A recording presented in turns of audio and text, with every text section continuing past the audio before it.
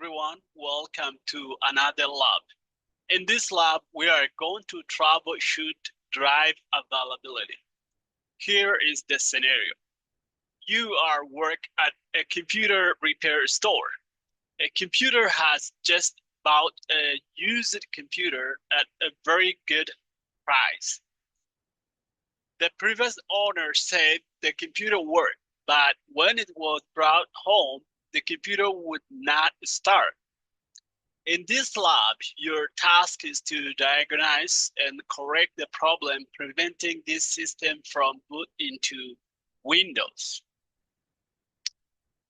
You will know that you have successfully corrected all the problems when the computer recognizes all the components in BIOS. The computer boot in Windows. Keep in mind the following when working on the system. The computer was in use and working previously. The previous owner mentioned that he replaced the hard drive when preparing to sell the computer. The new owner of the computer wants the machine to boot into Windows every time to avoid any possible issue in the future.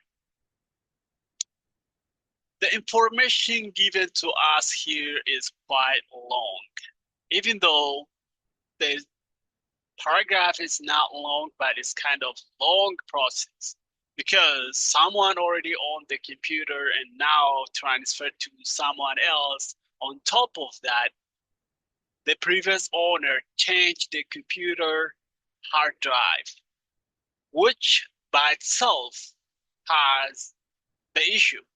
Depend on what setting that computer already have, which is like it may be preventing the computer to run, or it's actually that drive is maybe already encrypted. There could be a lot of things that can be involved in here. However, we have to just limit ourselves to one single thing based on the information that given to us. The first thing is that what we actually need to do depend on the instruction that given from the lab. Say you will know that you successfully correct all the problem when computer recognize all the boot component. Okay, that's one thing. The second thing is if the computer boot to Windows. That is the two main things that at least we have to accomplish in order to this lab is actually complete. So the info that given to us down here also something that limit our scope in order to get the right thing that need to be done. Like let's say here the computer was in use and it was working previously, which means it's good to go. There's no issue with the computer at all. So the only information and concern that we have to make sure what's going on is replace the hard drive. So again, as I said, depend on the setting of the previous computer. It could be, or the hard drive that moved to this computer can be already encrypted and then maybe it's not work. But that may be not the case because not everyone turn on that feature. So because of that, we still okay to limit to this. I think in order to do that, what we have to do is to try to power on the computer by ourselves. So for any lab, when I start working, I also check around and what the inventory, what the tools that already listed. Sometimes that even give you the hint. Oh, okay. But if that is listed there, maybe that's one of the things that I can able to use. However, for this lab, we just try to start the computer. That's where we start our investigation from. So let's go to start the computer. Still loading. As you see, it's loaded to no boot device is found. Okay. So say for it give us the different function So what we do is just press F2, and that take us back to the BIOS, which give us general information, what's going on, and there's also something that we can able to adjust from here. So the first thing that we will look into, since when the computer hard drive is replaced, the first thing that we have to check is the system configuration. So if I check in the system configuration, we want to check the drivers, because the drive was replaced. That can change something. So that's the first place that we have to investigate, right?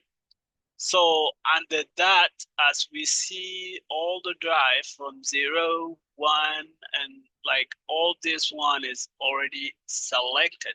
So that is the good sign that all the drive is already selected. That means it's already enabled. So that is not the issue. If this is not enabled, maybe that is one of the things that we have to enable first. So the other thing, if our drive is enabled, is working fine here, we have to go back to the boot sequence, because depending on how the boot sequence set it up, that is what actually make the drive not boot to the right place.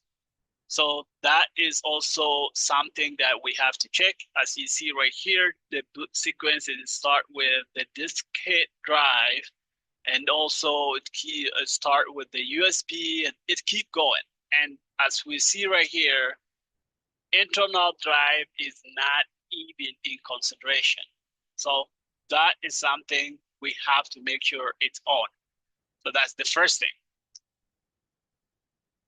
That's the issue that we already find, because the drive, that's not the issue. There's no issue, but the issue right here that we just find out is that the internal drive is, first of all, it wasn't enabled.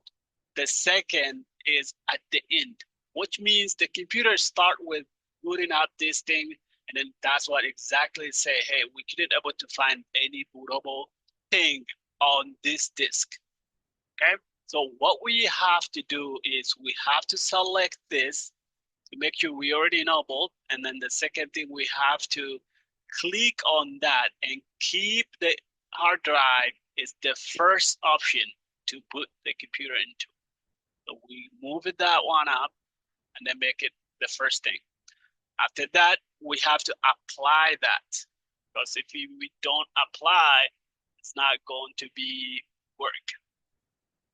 After we apply, then we can exit. And then we wait for if this one is put the computer into Windows. As you see, there's some different thing is going on than before. Okay, it's loaded. Here we go. We are successfully put into the window. Okay. What, in conclusion, what the issue related to this hard drive is that first thing, that hard drive option is not selected. So we select that, and then the second issue was that it wasn't on the first option to load and sequence. So it should be the first option. The computer first have to boot into the window of the hard drive, and after that, everything can boot sequentially. So that will be solve this problem, but as we do all the time, let's score the lab and check if that solved the problem. As you see, we are successfully solved this lab 100%. So we did all that, and that's the issue. And as always, thank you for watching. See you in next lab.